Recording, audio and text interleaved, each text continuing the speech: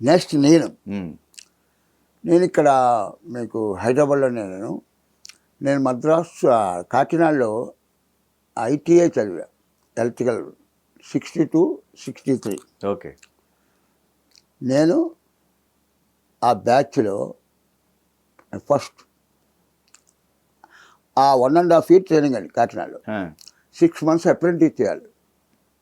Apprentice చేశా అక్కడ రాజమండ్రిలో. కాకినాడలో ఇది మా మామయ్య గారి ఇంట్లో ఉండి చదివా ఐటీఐ.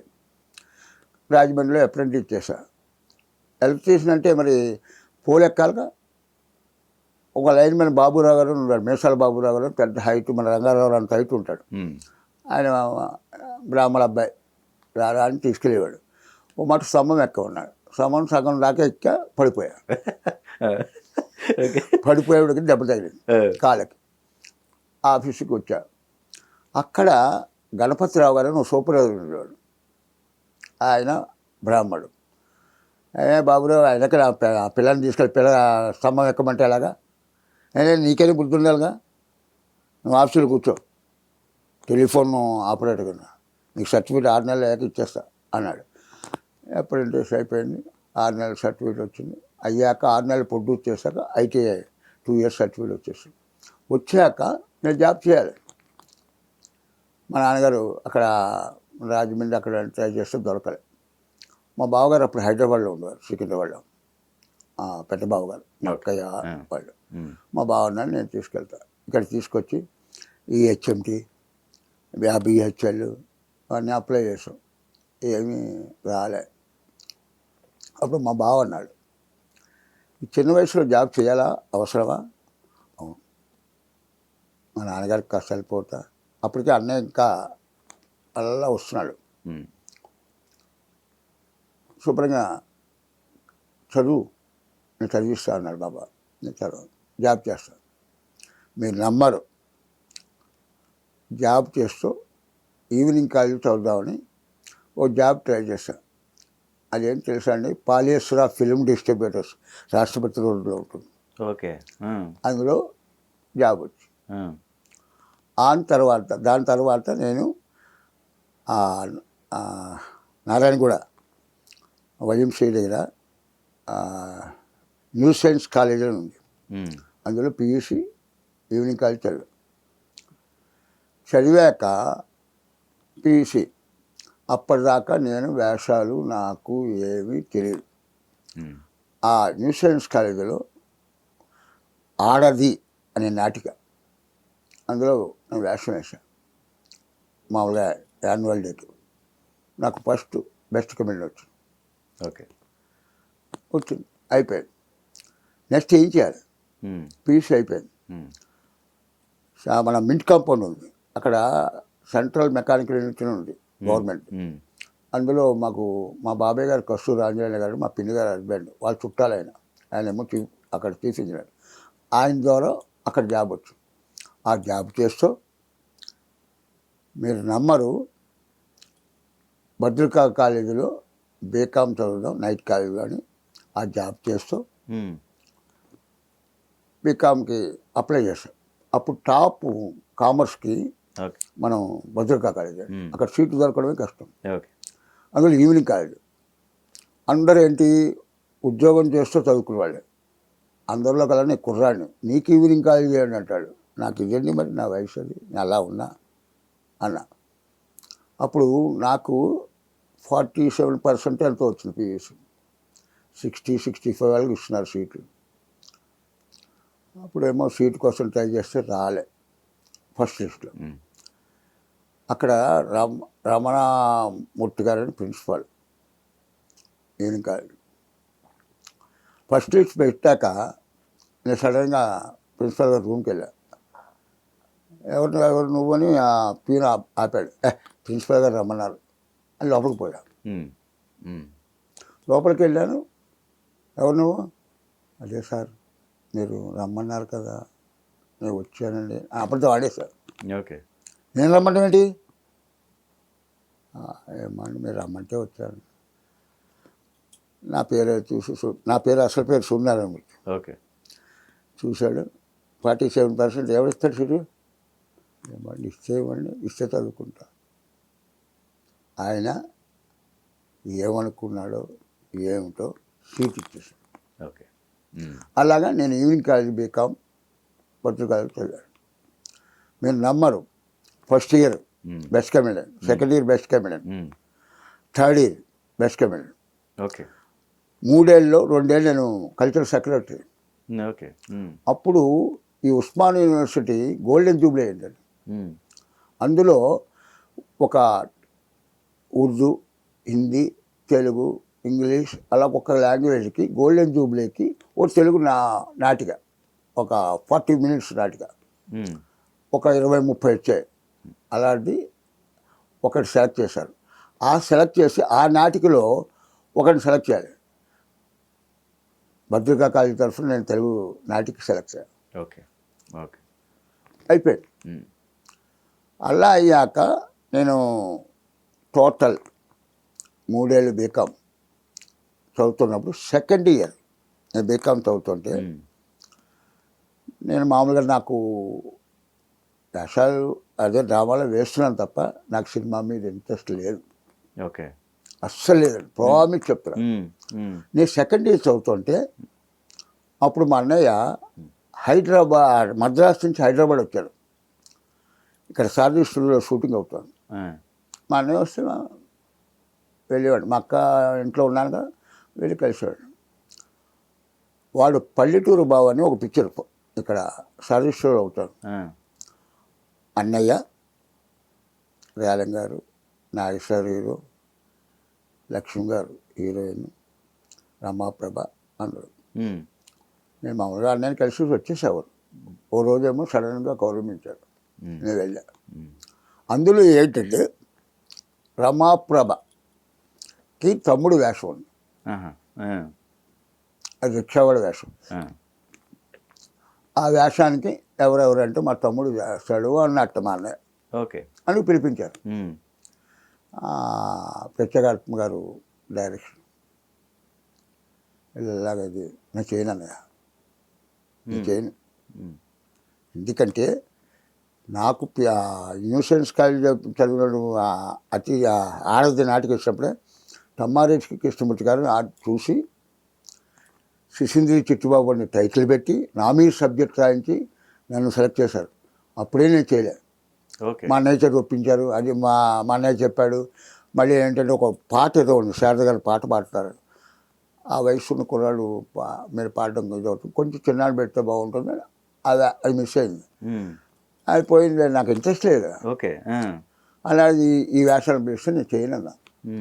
కానీ ఇక్కడ చేయి సరదాగా, నేను చేయనన్నా, నాకు వద్దు వేషాలు అన్న, నువ్వు చెయ్యి అని ప్రత్యేకాత్మ గారు మళ్ళీ రమాప్రభ అందరూ చెప్తే సరే చేశా. ఆ వేషం చెప్పాక రిక్షావాడు వేషం. నాకు రిక్షాతో కూడా ఎక్కడ వచ్చింది మీరు నమ్మరు. సికింద్రాబాద్ పరేడ్ గ్రౌండ్లో మా ఫ్రెండ్స్ని పట్టుకుని రిక్షా వాడిని బతిమాలి నైట్ రిక్షా ప్రాక్టీస్ చేసి ఆ వేషం వేశాను. ఓకే. ఆ వేషం వేశాను. ఓకే. ఆ వేషంలో అన్నయ్యని రమాప్రభని ఎక్కించి రిక్షా దొక్కాలి. అది ఎక్కడ మన శ్రీనగర్ కాలనీలో మన ఇది ఉంది కదా, సత్యసాయి పక్కని హైట్లో ఒక రోడ్డు ఉంది. ఓకే. అక్కడ తొక్కాలి. మా అన్నయ్య ఇద్దరు కూర్చున్నారు. కూర్చుంటుంటే అసలు రిక్షా మనకి రాదు కదా, అందులో హైట్ ఎలా తొక్కాలి, 2-3 టేకులు అవుతున్నాయి, తొక్కలేకపోతున్నా. ఏంటి బాబాయ్ నువ్వేనా కొంచెం ఆలోచించాలి. అది ఎలా రిక్షా వాడా వేషం, అది వాడు ఎలా తొక్కుతాడు ఇద్దరు నేర్చుకుని, హైట్ నుంచి స్లోప్ పెట్టు అని ప్రత్యేకాత్మని బాబాయ్ అని చెప్పి సర్లే రాజుబాబు చేద్దాం. 2-3 టేకులు అంటే అప్పుడు డిజిటల్ కాదు, ఫిలిం కదా, కాస్ట్లీ. అవును. అప్పుడు పెట్టారు. ఆ షార్ట్ చేస్తా అయిపోయింది. తర్వాత లోపల అక్కడ సర్వీసులో సెట్ వేశారు.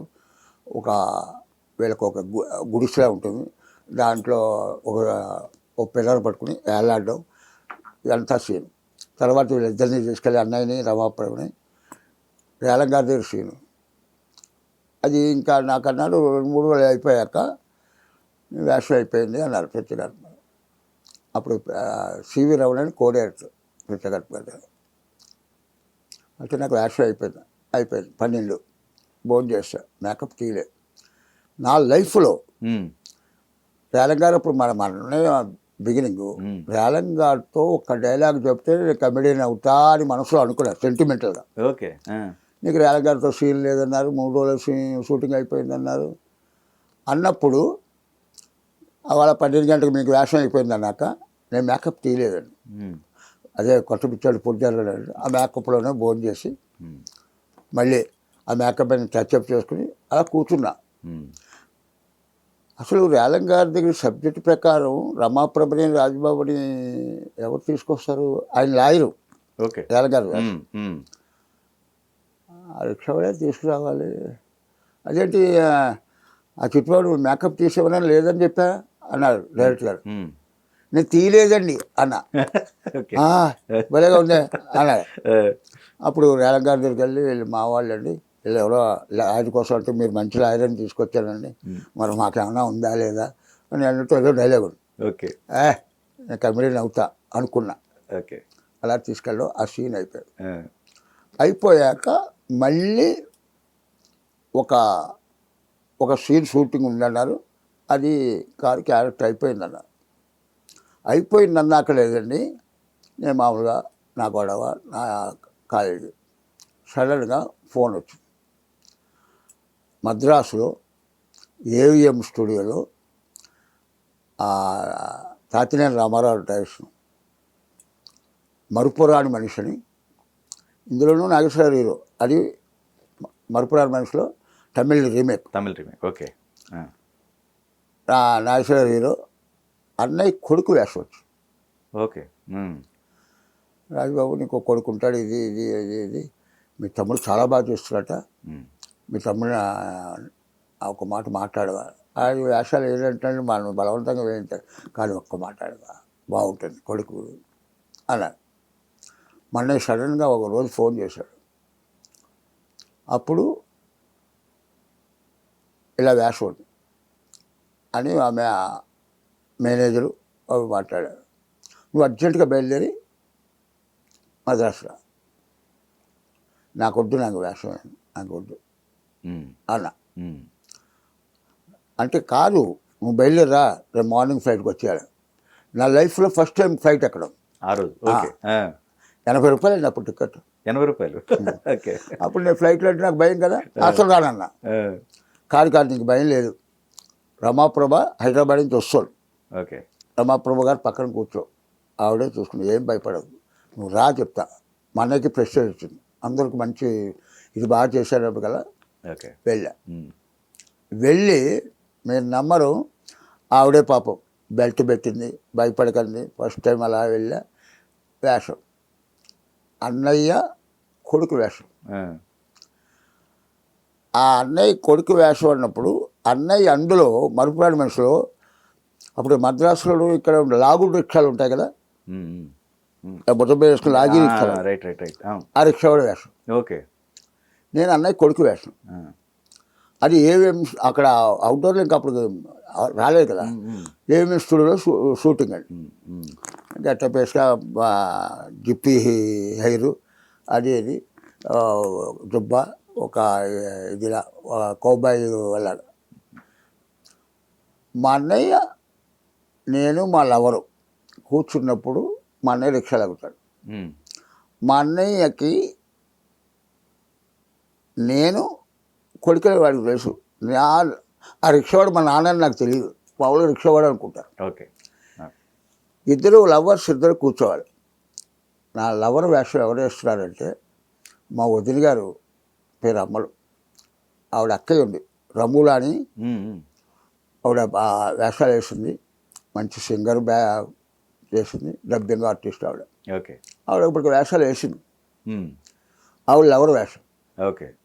ఆవిడ నేనేంటో మా ఇంట్లో ఉన్నప్పుడు న్యాయంగా వదిన గారు అని పిలుస్తాగా, ఆవిడ కూర్చోబెట్టి మీ ఇద్దరు రిక్షా లాగు కూర్చుంటే మా అన్నయ్య రిక్షా లాగడం ఆ సీను. అదేంటి, ఇది తొక్కి రిక్షా రాదు ఫస్ట్, వాళ్ళు లాగుడు రిక్షా. ఆ లాక్కుని వెళ్తూ ఉంటే కాళ్ళు కాలిపోతున్నాయి. రిక్షా వాడికి మన చెప్పులు ఉండకూడదు. ఈ సీన్ ఏంటంటే ఈవిడ్ని ఇలా దగ్గర లాక్కుని ముద్దు పెట్టుకుని మన మన ప్రేమను ఎవడు ఆపలేడు అని డైలాగ్ ఏదో. ఇప్పుడు వదిలిగారు అన్నప్పుడు ఎలా ముద్దు పెట్టుకుంటా? 3 టేకులు అయ్యాయి, కాళ్ళు కాళ్ళిపోతున్నాయి. ముద్దు పెట్టుకోమంటే ఎలా పెట్టుకుంటాను? ఆవుని పెట్టారు నా పక్కనే.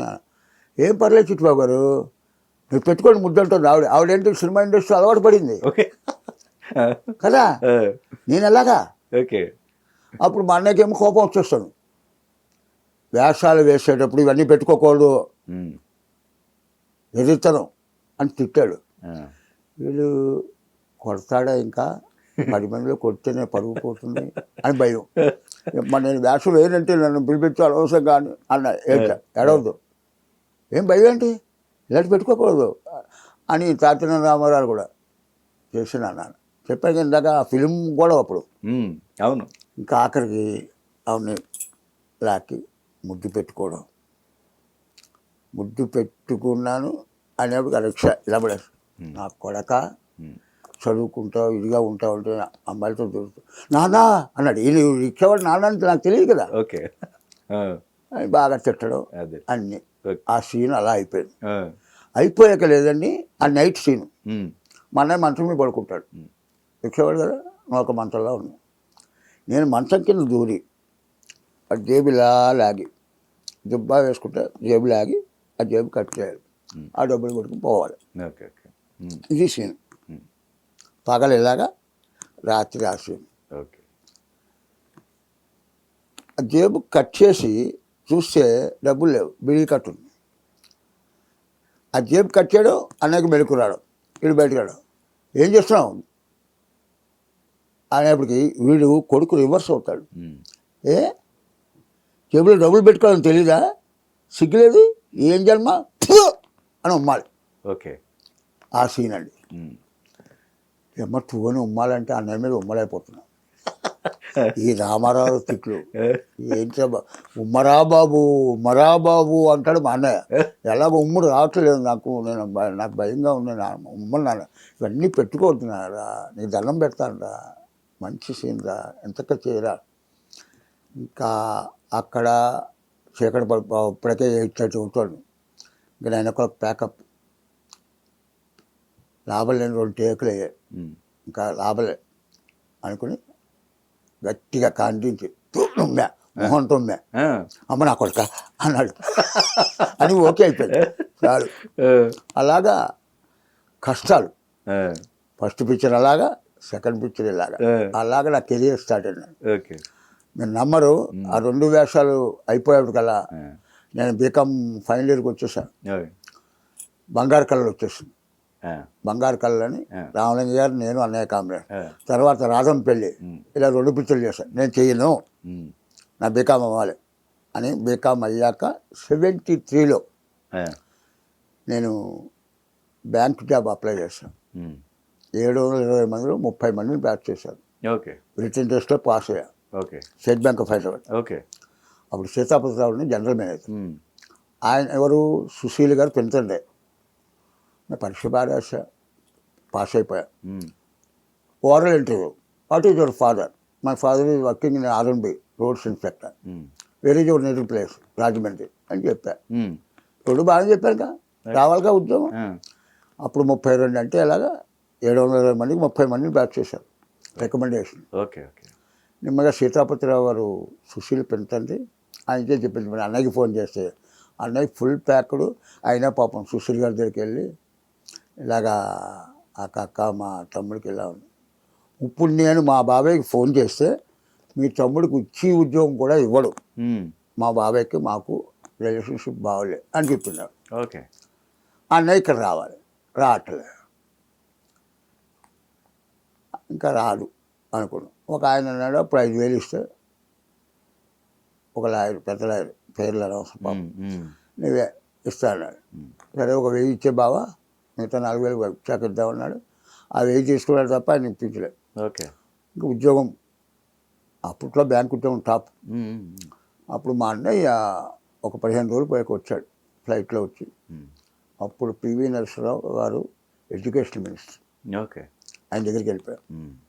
ఇలా బాబాయ్ ఇలా ఉంది కంగారు పడకు అని ఆయన ఇంట్లో నుంచి ఆ సీతాపతిరావు ఫోన్ చేశారు. ఉమ్. సారీ సార్, లిస్ట్ పెట్టేశాం, జాబులు కూడా జాయిన్ అయిపోయారు, నెక్స్ట్ టైం చూద్దాం అలా. నెక్స్ట్ టైంకి నాకు 25 ఏళ్ళు దాటిపోయే ఇంకా రాదు. ఓకే. ఆ ఒక్క జాబ్ మీద నాకు ఇంట్రెస్ట్. ఆ, ఆ. అప్పుడు మా అన్నయ్య వచ్చి అడిగాడు, ఉమ్. నువ్వేం చేస్తావు మరి అని. ఉమ్. నేను ₹1,00,000 పెడతా. అప్పట్లో 1,00,000 అంటే ఇవాళ ₹1,00,00,000 లెక్క. రైట్. ఆ. బిజినెస్ చేయాలి. ఉమ్. నేను బిజినెస్ చేస్తా, ఉమ్. ఆ 1,00,000ని ఓ 50 లక్షలు చేస్తా. ఉమ్. నువ్వు ఒక 10 ఏళ్ళు పోయాక వచ్చి ఈ ఇండస్ట్రీ ఎవరిది, నీదే అన్నయ్య అన్నాడు. ఈ డబ్బు ఎవరిది, నీదే అన్నయ్య అన్నాడు. ఉమ్. నాదని నేను చెప్పుకోలేదు, ఉమ్. నేను ఇండస్ట్రీ పెట్టాను. ఓకే. మరి ఏం చేస్తావు, ఉమ్. నేను ఇండస్ట్రీకి వస్తున్నా. ఆ.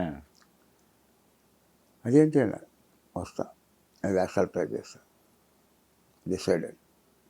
మా బావ వాళ్ళందరూ కాదు వేరే ఉద్యోగం వస్తుంది, ఐటీ పాస్ అయ్యి కదా బేకం వద్దు వెళ్తా. ఓకే. అన్నయ్య ఉమ్. నీ మద్రాసు వస్తా, నీతో 3 నెలలే ఉంటా, ఉమ్.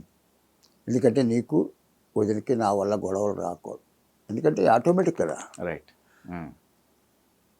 అదేంటి అన్నాడు, ఎందుకంటే నువ్వు వేషాలు వేస్తున్నావు, నీ పక్కనే ఒక 2-3 అప్పుడు కూడా పక్కన కమెడియన్ పక్కన ఉండేవారు. ఉమ్. అలాగే నువ్వు వదిలేసిన పిక్చర్లు మాడా వాళ్ళు ఉన్నారుగా, పద్మనాభం గారు, మా పద్మనాభం గారు కూడా టాప్, ఉమ్. మాడా వీళ్ళు అంటారు, వాళ్ళు ఉన్నారుగా, ఉమ్. ఆడ పక్కనే ఉండవా, రైట్. వేషం వేస్తా, ఉమ్. చిన్న వేషాలు, ఉమ్. 100 పిక్చర్లు వేస్తాను. రాజుబాబు తమ్ముళ్ళ అప్పుడు ₹1000 ఇస్తారు, ఉమ్.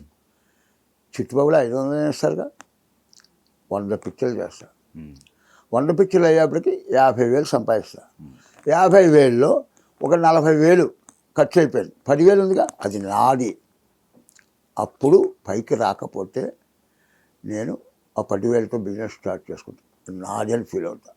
ఎందుకంటే నేను ఇండస్ట్రీకి వెళ్ళాక అన్నయ్య నాకు ఇలా కావాలని అడగలేదు. మా అన్నయ్య టాప్ కమెడియన్, 2 ఇళ్ళు ఉమ్. అయినా సరే అన్నయ్య వేషం చెప్పని అడగలేదు. ఓకే. ఓకే. నాకు వేషాలు నేనే ట్రై చేసుకున్నా. ఉమ్.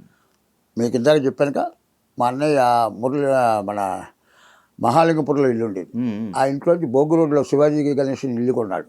ఓకే. అక్కడ షిఫ్ట్ అయినప్పుడు ఉమ్. నేను 3 నెలలు అయ్యాక నేను కోడంబాకంలో యునైటెడ్ ఇండియా కాలనీ ఉంది, ఉమ్. అక్కడ ₹200 అద్దెకి ఇల్లు తీసుకుని మా అన్నయ్య ఆ ఇంట్లోంచి ఆ ఇంటికి వెళ్ళాడు, నేను ఆ ఇంట్లోంచి ఇక్కడ అద్దెకి తీసుకున్నాను. ఓకే. అక్కడే నా బ్యాచులర్ లైఫ్. ఉమ్. ఆ ఇంట్లో ఉండగానే నాకు మ్యారేజ్ అయ్యింది, ఉమ్. అక్కడే మా పాప పుట్టింది. మా పాప 10th ఫాతిమా కాన్వెంట్ ఉంది అక్కడ, ఆ. 10th అయింది. 10th అయ్యాక అప్పుడు 29 సంవత్సరాలు ఒకే ఇంట్లో ఉన్నా.